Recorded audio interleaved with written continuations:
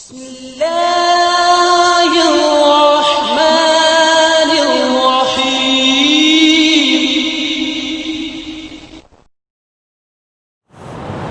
إن الحمد لله نحمده ونستعينه ونستغفره ونعوذ بالله من شرور أنفسنا ومن سيئات أعمالنا من يهده الله فلا مضل له ومن يضلل فلا هادي له وأشهد أن لا إله إلا الله وحده لا شريك له وأشهد أن محمدًا عبده ورسوله أما بعد فإن خير الحديث كتاب الله وخير الهدي هدي محمد صلى الله عليه وآله وسلم وشر الأمور محدثاتها وكل محدثة بدعة وكل بدعة ضلالة وكل ضلالة في النار.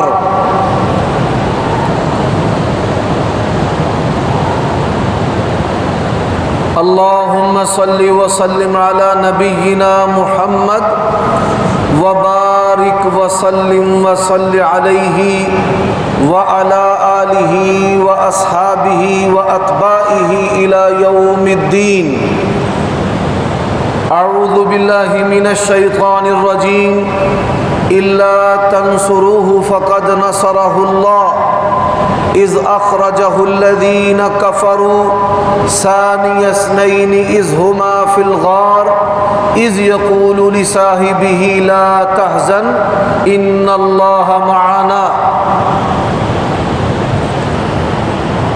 عیوب اور نقائص سے پاکیزہ تمام قسم کی حمد و ثنا اللہ وحدہ لا شریک لہ کے لیے، اور درود و سلام شفیع للمذنبین خاتم النبیین رسول کریم رؤوف الرحیم صلی اللہ علیہ وآلہ وسلم کی ذات اقدس پر.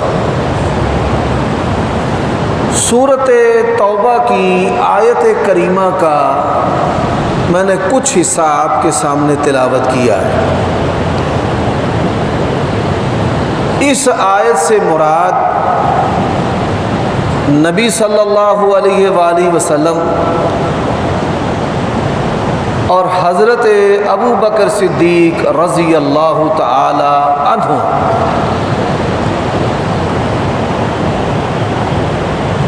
ہمارا یہ عقیدہ ہے تمام نبیوں کے بعد علی الاطلاق آدم علیہ السلام سے لے کر سب سے آخری نبی رسول ہمارے پیارے نبی محمد کریم صلی اللہ علیہ وآلہ وسلم، انبیاء اور رسول کے بعد سب سے افضل اگر کوئی ہستی اور شخصیت ہے تو وہ ابو بکر صدیق رضی اللہ تعالی عنہ.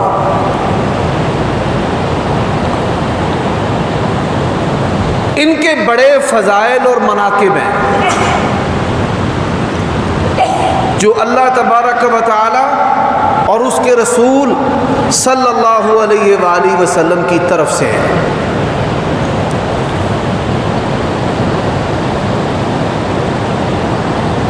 آپ یہ بات جانتے ہیں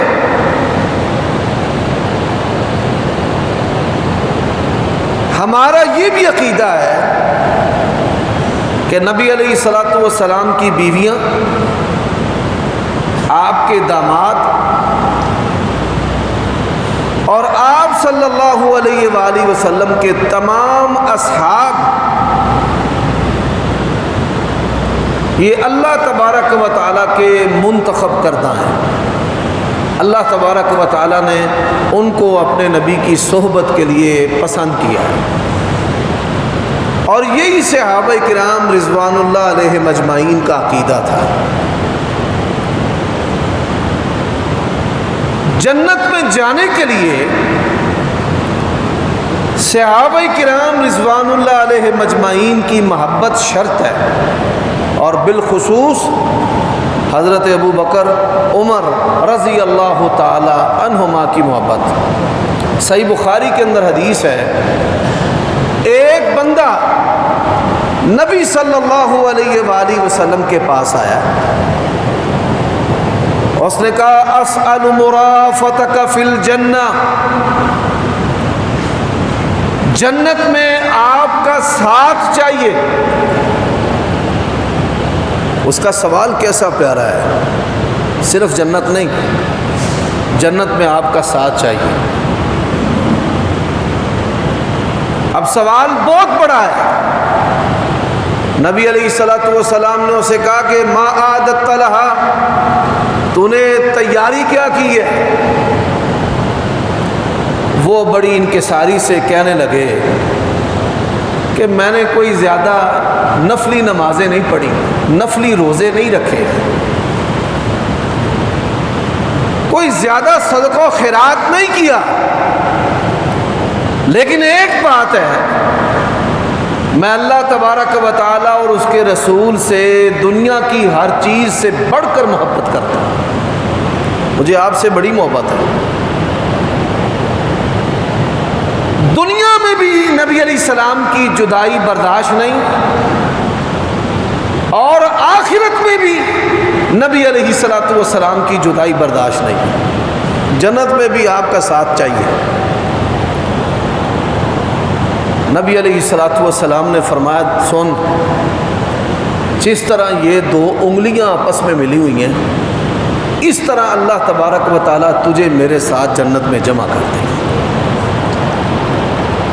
اب اس حدیث کو بیان کرنے والے حضرت انس بن مالک رضی اللہ تعالی عنہ، انہوں نے اس حدیث کی شرح کی ہے۔ یہ شرح آج کے خطبہ کے لیے اساس اور بنیاد کی حیثیت رکھتی ہے۔ انہوں نے کہا لوگوں، انس کے بھی بڑے کمزور اعمال ہیں، یہ بات یاد رکھے، ایک اللہ کا خوف ہے، ایک شیطان کا خوف ہے۔ جب اللہ کا خوف آتا ہے تو جتنے بھی اعمال نیکیاں، اعمال صالحہ انسان کر لے اس کو تھوڑے لگتے ہیں۔ جیسے دنیا کا بیٹا ہے، جتنا بھی مال جمع کر لے اس کو تھوڑا لگتا ہے، ایسے ہی صحابہ کرام کی کیفیت تھی کہ جنت کے سرٹیفکیٹ ملنے کے باوجود ان پر اللہ تبارک و تعالیٰ اور اس کے رسول کی محبت اور اللہ کے خوف کا ایسا غلبہ تھا، وہ پھر بھی اپنی آخرت کے بارے میں فکر مند رہتے تھے، وہ پھر بھی ہر وقت نیکی کے متلاشی رہتے تھے، باوجود ان کے جنتی ہونے کے وہ پھر بھی اس بات کی فکر میں رہتے تھے کہ ہم سے اللہ تعالیٰ کی کوئی نافرمانی اور معصیت سرزد نہ ہو جائے۔ حضرات، وہ بھی انکساری کرتے ہوئے کہنے لگے انس کے پلے بھی کچھ نہیں ہے کہ میرے بڑے نیک اعمال ہو، نہیں، لیکن ایک بات ہے، میں اللہ کے نبی سے، ابو بکر رضی اللہ عنہ سے اور عمر رضی اللہ عنہ سے بڑی محبت کرتا ہوں۔ تینوں کے نام لیے، نبی علیہ الصلوۃ والسلام کا، حضرت ابو بکر کا اور حضرت عمر کا۔ میں ان تینوں سے بڑی محبت کرتا ہوں، اور ان کی محبت کی وجہ سے میں یہ سمجھتا ہوں کہ اللہ تبارک و تعالی جنت میں مجھے ان تین ہستیوں کے ساتھ جمع کر دے۔ تو حضرت انس رضی اللہ تعالی عنہ کی اس بات سے یہ معلوم ہوتا ہے کہ جنت میں داخلے کے لیے ابو بکر عمر رضی اللہ تعالی عنہما کی جو محبت ہے، یہ بھی نبی علیہ الصلوۃ والسلام کی محبت کا حصہ ہے اور اسی میں شامل ہے۔ اب کچھ ٹیکنیکلی چیزیں ہیں جن کو میں یہاں پر ذکر کرنا چاہتا ہوں کہ جن کی وجہ سے ابو بکر صدیق رضی اللہ تعالیٰ عنہ کو پہلا درجہ ملا ہے۔ سب سے پہلے مردوں میں سے نبی علیہ الصلوۃ والسلام کی نبوت اور رسالت کو جس نے تسلیم کیا ہے ان کا نام ابو بکر صدیق ہے رضی اللہ تعالیٰ عنہ۔ سیدنا علی بچوں میں تھے، بچے کا تسلیم کرنا بھی اس کے لیے اعزاز کی بات ہے، لیکن ایک بڑے کا تسلیم کرنا اور ایک بچے کا تسلیم کرنا، اس میں زمین و آسمان کا فرق ہے، اور یہ فرق ہر معمولی عقل رکھنے والا بندہ جانتا ہے کہ بچہ اگر کسی بات کو مانتا ہے تو اس کی کیا حیثیت ہے، اور ایک دنا ہم عمر مرد جو ہے وہ اگر کسی بات کو تسلیم کرتا ہے اور اس کی تصدیق کرتا ہے تو اس کی کیا حیثیت ہے۔ اور یہ فرق کی بنیاد ہے حضرت ابو بکر صدیق رضی اللہ تعالی عنہ کے سیدنا علی سے افضل ہونے پر۔ ہمارا یہ عقیدہ ہے جس طرح 4 خلفاء کی خلافت ہے اسی طرح ہی چاروں خلفاء کا درجہ ہے۔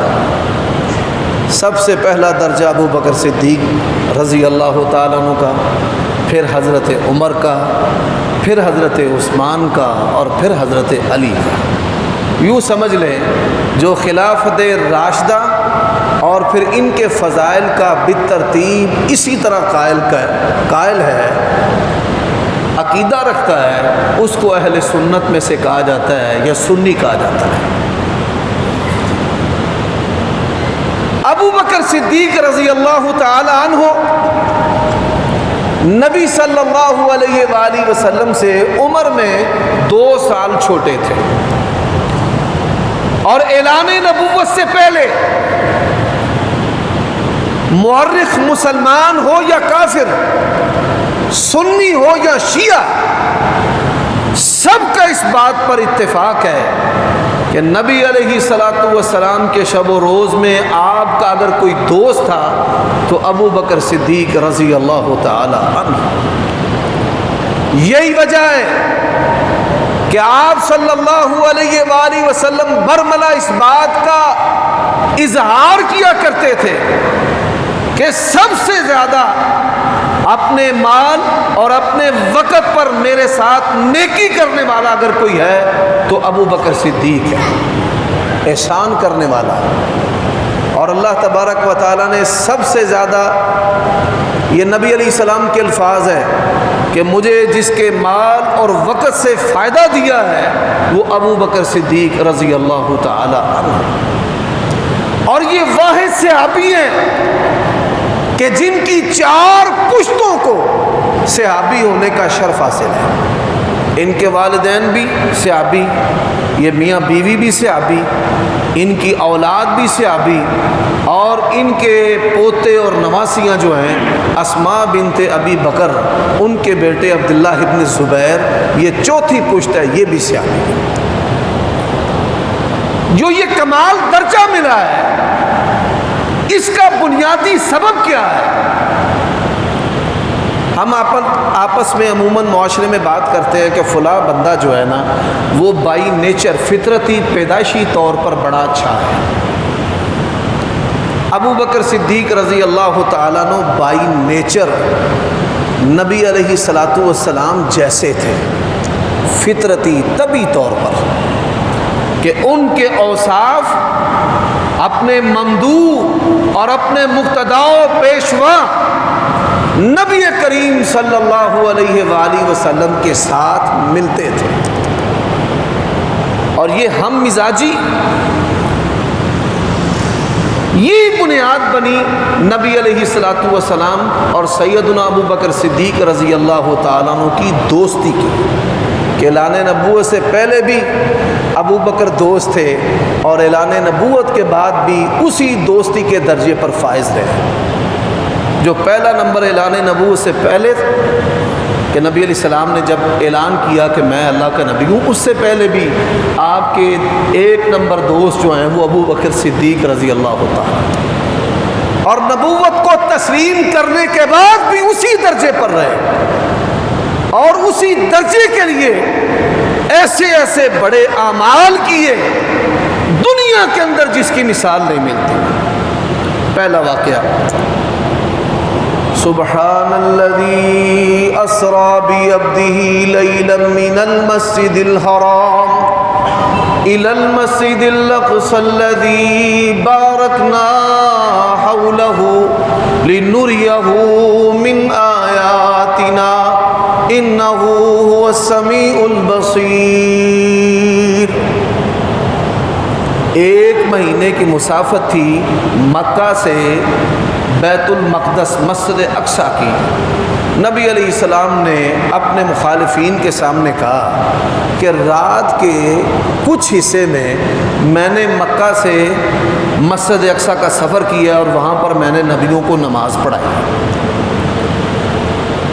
آپ مجھ سے بڑی محبت کرتے ہیں، میں کہوں کہ میں ابھی 1 گھنٹہ پہلے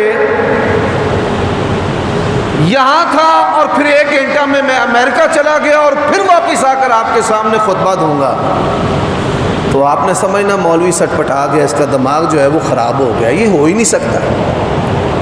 اب مہینے کا سفر ہو، بندہ جائے آئے اور انسان یہ دعویٰ کرے کہ میں رات کے کچھ حصے میں وہاں گیا ہوں اور نبیوں کو میں نے نماز پڑھائی ہے، یہ بات ہی حلق سے نیچے نہیں اترتی، دماغ میں ہضم نہیں ہوتی.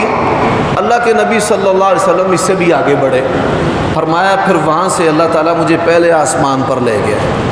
عبداللہ ابن مسعود کہتے ہیں پہلے آسمان کی جو مسافت ہے 500 سال ہے، پھر دوسرے آسمان کی مسافت بھی 500 سال ہے. اب زمین سے پہلے آسمان کی مسافت 500 سال ہے، آگے 7 آسمان ہیں، یہ 400 سال، اور پھر اس سے آگے سدرۃ المنتہا، اور پھر اس سے آگے اللہ تبارک و تعالیٰ کا عرش. کم سے کم اس کا جو فاصلہ ہے 400 سال جانا بنتا ہے اور 400 سال آنا بنتا ہے. یہ 80 صدیاں ہیں، اور ہم ابھی شمار کرتے ہیں 2020 کا، اور اللہ کے نبی صلی اللہ علیہ وسلم نے جو سفر بیان کیا ہے کم سے کم اس کا آنا جانا جو ہے وہ 80-100 سال بنتا ہے، 80 صدیوں کا. وہ سر پکڑ کر بیٹھ گئے. انہوں نے کہا اب یہ ہم سے بچ نہیں سکتا. پہلے ہم اسے مجنون کہتے تھے، ہماری بندے کہتے تھے مجنون نہیں. صحیح مسلم میں حدیث ہے، جماعت جادو جنات کا اور جن کا دماغ خراب ہو جاتا تھا ان کا علاج کرتا تھا، اس کو بلوایا کہ نبی صلی اللہ علیہ وسلم کا آ کر علاج کر دے. وہ علاج کرنے کے لیے آیا، آپ کا مریض بن کے رہ گیا. نبی علیہ السلام نے پڑھا ان الحمد للہ نحمدہ ونستعینہ. اس نے کہا ذرا پھر سے ایک دفعہ سنائیے. آپ نے جب دوبارہ پڑھا کہتا جی آپ اپنی جماعت میں شامل کیسے کرتے ہیں، مجھے بھی ویسے شامل کر. وہ اپنا علاج کروا بیٹھا.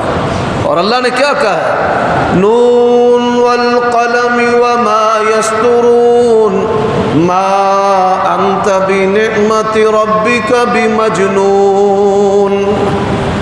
رب قسمیں اٹھا رہا ہے، اے میرے نبی تیری شان. آپ کہ رب کو قسمیں ہیں، نون کی، قلم کی، صحیفوں کی جو قلم لکھتے ہیں، آپ مجنون نہیں ہیں. اچھا وہ پہلے کہتے تھے جادوگر ہے، جادوگر بھی نہیں، کوئی ان کا بہانہ، کوئی ان کی بات نہیں چلی. اب انہوں نے کہا جی دیکھو، کہتا ہے میں راتوں رات کتنی دیر میں، عربی زبان میں جو لیلن ہے یہ نکرہ ہے، رات کے ایک پیر کو یعنی میکسیمم 3 گھنٹے، دن رات میں 8 پیر ہوتے ہیں، ایک پیر میں 3 گھنٹے ہوتے ہیں. رات کے ایک پیر کا مطلب ہے میکسیمم 3 گھنٹوں میں یہ سارا سفر ہوا ہے، میکسیمم 3 گھنٹوں میں. انہوں نے مخالفت اس کے گھوڑے دوڑا دیے، طوفان برپا کر دیا. ہم بھی کہتے تھے کہ نعوذ باللہ یہ پاگل ہے. یہ دیکھ لو اب کیا کہتا ہے کہ میں راتوں رات. بڑے بندے جو ہیں وہ چپ کر گئے کہ اب کیا کہیں، کیونکہ بعض نبی علیہ السلام پر اعتراض ایسے ہوتے تھے کہ آسمان سے اس کے جواب آتے تھے، نبی علیہ السلام اس کے جواب دیتے تھے، صحابہ کرام سوچ سمجھ کر تدبر کر کے اس کا جواب دیتے تھے۔ اب یہ مخالفت کے طوفان آ گئے، کیا جواب دیں گے؟ کون بولے گا؟ ابو بکر کا دروازہ کھٹکھٹایا کہ ایک بندہ کہتا ہے میں راتوں رات ہی سدرۃ المنتہا سے آگے اللہ سے باتیں کر کے پھر واپس آ گیا ہوں، یہ بات ذہن عقل تسلیم کرتی ہے؟ انہوں نے مختصر جواب دیا اور پہلے نمبر کے امام کا جواب دیا۔ انہوں نے کہا کہ یہ بات اگر اللہ کے نبی نے کہی ہے تو اللہ کی قسم ہے سچ ہے، سچ ہے۔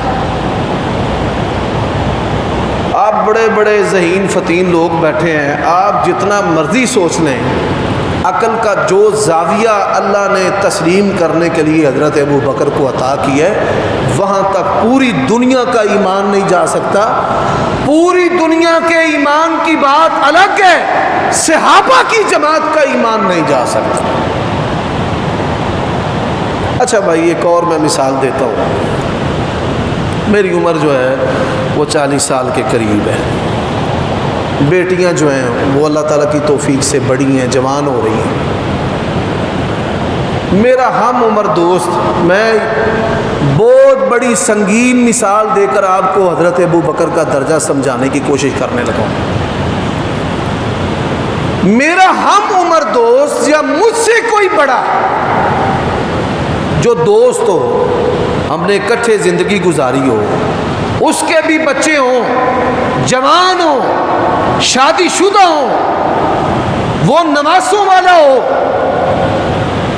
اور وہ مجھے کہے کہ تو اپنی بیٹی کا رشتہ میرے ساتھ کر دے، میرا اور آپ کا رد عمل کیا ہوگا کہ ہم جتنی جلدی ہو کوئی ہتھیار اوزار لے کر کے اس کو قتل کر دیں۔ حضرات اللہ کی قسم ہے، جن کو اللہ نے بیٹیاں دی ہیں نا، یہ بات صرف ان کو سمجھ آنی ہے، دوسروں کو اس کی گہرائی سمجھ نہیں آتی۔ آپ صلی اللہ علیہ وآلہ وسلم 50 سے تجاوز کر چکے ہیں عمر میں، عمر 50 سال سے زیادہ ہو گئی ہے۔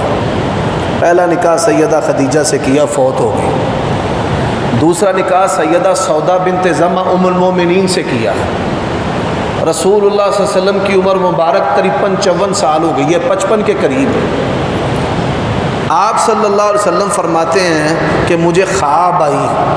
کیا آئی؟ خواب میں اللہ تبارک و تعالی مجھے کہتے ہیں کہ یہ پردہ ہٹا،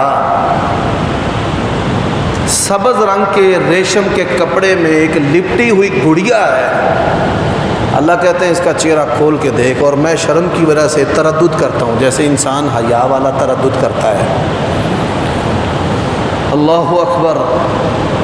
اللہ تبارک و تعالیٰ نے اپنے نبی سے کہا انہا زوجتک فی الدنیا والآخرہ، اے میرے نبی اس کا چہرہ کھول کے دیکھ، یہ دنیا میں بھی تیری بیوی ہے اور جنت میں بھی تیری بیوی ہے۔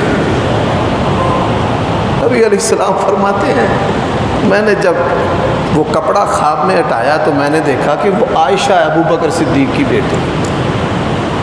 اب رسول اللہ صلی اللہ علیہ وسلم کی عمر ہو گئی 55 سال، اور 2 سال چھوٹے ابو بکر ہیں 53 سال، دونوں بوڑھے ہیں، دونوں بزرگ ہیں، دونوں دوتریاں پوتریاں والے، جس کو ہماری زبان میں کہتے ہیں۔ اللہ کی قسم ہے اگر نبی علیہ الصلوۃ والسلام نے کوئی چیز چھپانی ہوتی نا، اس بات کو چھپا لیتے کہ خواب آئی ہے میں چھپا لوں، میرا یار کیا کہے گا، میرا دوست کیا کہے گا۔ یا ایھا الرسول بلغ ما انزل الیک فإن لم تفعل فما بلغت رسالته واللہ یعصمک من الناس۔ اوپر سے حکم ہے جو بھی وحی آئی ہے چھپانا نہیں ہے، لوگوں کے سامنے اس کا اظہار کرنا ہے۔ فرمایا ابو بکر یار ایک بات کروں؟ فرمایا یا رسول اللہ کرے۔ میں نے دیکھا ہے اللہ تعالیٰ نے تیری چھوٹی بیٹی عائشہ کو میری بیوی بنا دیا. اللہ کی قسم ہے ابو بکر صدیق رضی اللہ تعالی عنہ، اور یار غصہ کراہت کیا ہے، وہ فرماتے ہیں یا رسول اللہ میرا پورا گھرانہ آپ پر قربان ہے، یہ میرے لیے بڑی اعزاز کی بات ہے. کون جا سکتا ہے یہاں پر جہاں تک ابو بکر صدیق رضی اللہ تعالیٰ عنہ چلے گئے.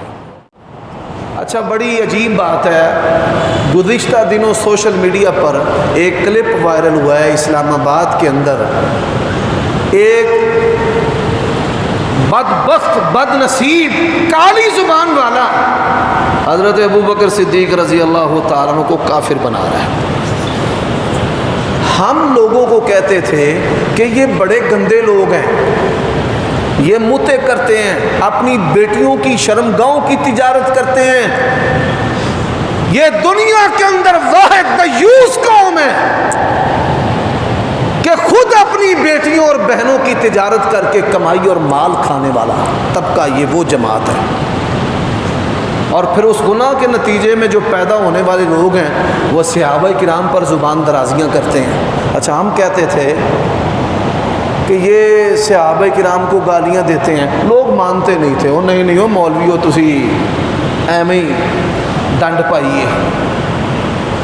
ہم کہتے تھے کہ یہ نبی علیہ السلام کی بیویوں کو آپ کے جو داماد ہیں ان کو گالیاں دیتے ہیں کافر کہتے ہیں. لوگ کہتے ہیں نہیں ایک کتاباں دیاں گلاں نے، میرا فلاں جو شیعہ ہے دوست ہے اس نے تو کبھی بات نہیں کی، وہ تو حضرت ابو بکر صدیق رضی اللہ عنہ کہتا ہے، وہ تو سیدہ عائشہ کہتا ہے. ہم لوگوں کو خبردار کرتے تھے کہ یہ نبی علیہ السلام کے گستاخ ہیں، اللہ کے نبی کی سیرت و صورت پر حملے کرتے ہیں. لوگ کہتے تھے نہیں. اچھا وہ ویڈیو پھر وائرل ہوئی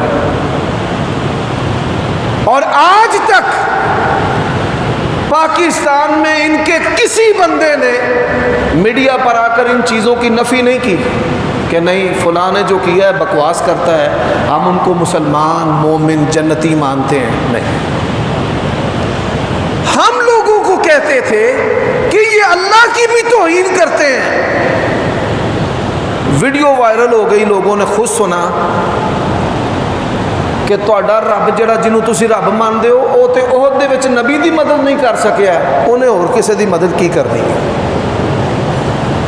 ہم کہتے تھے لوگوں کو کہ یہ حضرت علی کو الہ اور رب مانتے ہیں، لوگ نہیں مانتے تھے. حضرت ابھی مولویاں ڈنڈ پایا ہے، شیعہ سنی دا رولا نہ چکے ہے. اب جب یہ ویڈیو وائرل ہوئی ہیں لوگوں نے خود اپنے کانوں سے سنا اور دیکھا ہے کہ حضرت علی کو بھی نعوذ باللہ الہ مانتے ہیں، نبی علیہ السلام کی کھلم کھلا توہین کرتے ہیں، تمام صحابہ کی توہین کرتے ہیں. اور کوئی دنیا میں ایسا علمی ذخیرہ اور ورثہ نہیں کہ جس کی یہ پیروی کرتے ہوں، بلکہ سینہ بسینہ چیزیں ان کے اندر چل رہی ہیں.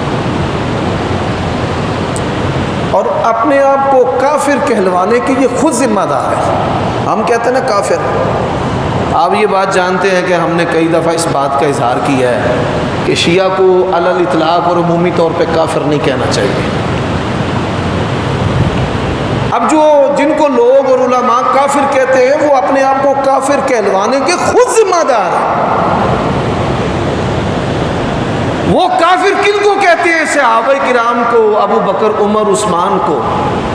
اور اس کے نتیجہ میں پھر علماء اور ہم ان کو کہتے ہیں کہ نبی علیہ السلام کا فرمان ہے کہ ایک بندہ کافر کہتا ہے، اگر دوسرا بندہ وہ کافر نہیں ہے تو کہنے والا خود کافر ہو جاتا ہے.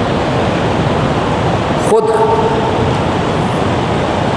میرے بھائیو دوستو، یہ اپنے آپ کو کافر کہلوانے کے خود ذمہ دار ہیں.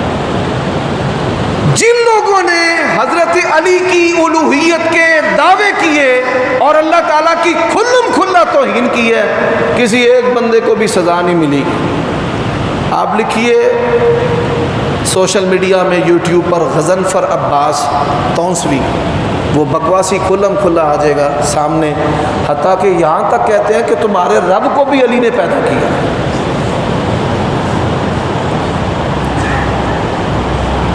ان کے چھوٹے چھوٹے بچے آتے ہیں، وہ کیا کہتے ہیں، تہاڈا نبی دنے واجہ ماردا سی تے آਉਂਦਾ کوئی نہیں سی، ساڈا امام راتی بتیاں بند کر کے آندا سی جاؤ تے جاندا کوئی نہیں سی۔ یہ نبی علیہ السلام کو ناکام ٹھہرانا یہ شیطان نسل کا کام ہے۔ اللہ نے قرآن مجید میں کہا ہے کتب اللہ لأغلبن انا ورسلی، اللہ بھی غالب ہے، اس کے رسول بھی غالب ہے۔ حضرات نہ کوئی ان کی نفی کرتا ہے ان کی جماعت میں سے سامنے آ کر، اور نہ ہی ان کو کوئی سزا دیتا ہے کہ فلاں نے اللہ کی توہین کر دی ہے تو یہ سزا ہے، فلاں نے رسول اللہ کی توہین کر دی ہے تو یہ سزا ہے، قرآن کی توہین کر دی ہے تو یہ سزا ہے۔ عالمی اسٹیبلشمنٹ کفر جو ہے وہ ان کی سرپرستی کرتا ہے، اور میں نے گزشتہ جمعہ میں کہا تھا پاکستان کی سرحدوں پر جو حملہ کرے وہ دہشت گرد اور ہم اس کی مذمت کرتے ہیں، لیکن پاکستان کے عوام کے ایمانوں پر جو حملہ کرتا ہے، نیکشن ایکشن پلان کدھر ہے، قانون نافذ کرنے والے ادارے کدھر ہیں، یہ چھپی ہوئی جو کالی بھیڑیں ہیں، اور میرا یہ ایمان ہے اللہ کی قسم ہے جس زبان نے بھی صحابہ کرام کی توہین کی ہے اللہ نے اسے عبرت کا نشانہ بنا دیا، اور جو اس میں کوتاہی کرے گا اللہ نے اس کو بھی عبرت کا نشانہ بنا دیا۔ یہ موجودہ حکومت کے لیے ایک ٹیسٹ کیس ہے، اور قانون نافذ کرنے والے اداروں کے لیے بھی ٹیسٹ کیس ہے۔ یار اللہ کی قسم ہے کتنے افسوس کی بات ہے کہ جن لوگوں کی وجہ سے ہم مسلمان ہیں ہمیں آج ان کا ایمان ثابت کرنا پڑ رہا ہے، ان لوگوں کا ایمان ثابت کرنا پڑ رہا ہے کہ جن کی وجہ سے ہم مسلمان ہیں، جن کی وجہ سے دنیا میں پتہ چلا کہ محمد الرسول اللہ اللہ کے نبی رسول ہیں، جن کی وجہ سے کتاب قرآن مجید ہم تک پہنچی ہے، نبی کی سیرت ہم تک پہنچی ہے، اللہ کی معرفت ہم تک پہنچی ہے۔ اس سے بڑا افسوس کا مرحلہ اور کیا ہو سکتا ہے کہ آج ہمیں ان لوگوں کے ایمان کا دفاع کرنا پڑ رہا ہے۔ حضرات وہ حضرت ابوبکر صدیق رضی اللہ تعالیٰ عنہ پر جو اعتراض کرتے ہیں اور جس وجہ سے نعوذ باللہ ان کو کافر ثابت کرنے کی کوشش کرتے ہیں، اسی بنیادوں پر حضرت علی رضی اللہ تعالیٰ عنہ نعوذ باللہ وہ کافر ثابت ہو جائیں گے۔ باغ فتح کے بارے میں حضرت ابوبکر صدیق رضی اللہ تعالیٰ عنہ نے جو فیصلہ کیا ہے، 6 سال کے قریب حضرت علی حاکم وقت رہے ہیں، ان کے فیصلے کو تبدیل تو نہیں کیا، ایک رائے بھی ان کے فیصلے کے خلاف بات نہیں کی۔ وہ آپس میں شیر و شکر تھے، وہ ایک دوسرے سے محبت کرنے والے تھے، وہ ایک دوسرے پر جان چھڑکنے والے تھے۔ دیکھیے میں آپ کو ایک واقعہ سناتا ہوں۔ جی ٹی روڈ پر یہ وارد جو موبائل سم ہے اس کا آفس تھا، اور میں سم خریدنے کے لیے چلا گیا۔ وہاں پر ایک آدمی دوسرے آدمی سے 50,000 روپے میں ایک نمبر خرید رہا تھا اور اپنے نام کروا رہا تھا، اور موبائل نمبر تھا 72 14 12 5، یعنی 72 14 125۔ میں بڑا حیران ہوا، میں نے ان سے پوچھا یہ اتنا مہنگا نمبر کیوں ہے؟ کوئی گولڈن نہیں ہے ٹیٹرا اس میں ہو یا کوئی 5 حرف ایک جیسے ہوں، ایسا نہیں ہے۔ آپ بھی سوچ رہے ہوں گے کہ اس میں تو یہ نمبر بھی بڑا مشکل سے ہے، اتنا مہنگا کیوں ہے؟ 72 شہداء کربلا، 14 معصوم، 12 امام اور 5 تن پاک۔ دیکھیے آپ ان سے سوال کریں جو 72 شہداء کربلا ہیں ان کے نام ہی بتا دو۔ ہم اپنے بچوں کے نام رکھتے ہیں بدری صحابہ کے ناموں پر، کہ فلاں صحابی کا نام بدری ہے، بدری صحابی ہے، اور اس نام پر ہم نے بچے کا نام رکھ دیا۔ پاکستان کا کوئی شیعہ جو محبت اہل بیت کا دم بھرتا ہے اور 72 شہداء کربلا کی عظمت اور شہادت کے گن گاتا ہے، جس لفظ سے ان کے نام شروع ہوتے ہیں، کسی نے اپنے بچے کا، کسی آمی نے، کسی خاص نے اپنے بچے کا نام ان کے ناموں پر رکھا ہو۔ آپ یہ سن کر حیران ہوں گے کہ 72 شہدائے کربلا میں پہلے جو 3 سپاہی ہیں وہ ابو بکر ہیں، ابو بکر بن علی، ابو بکر بن حسین، ابو بکر بن حسن۔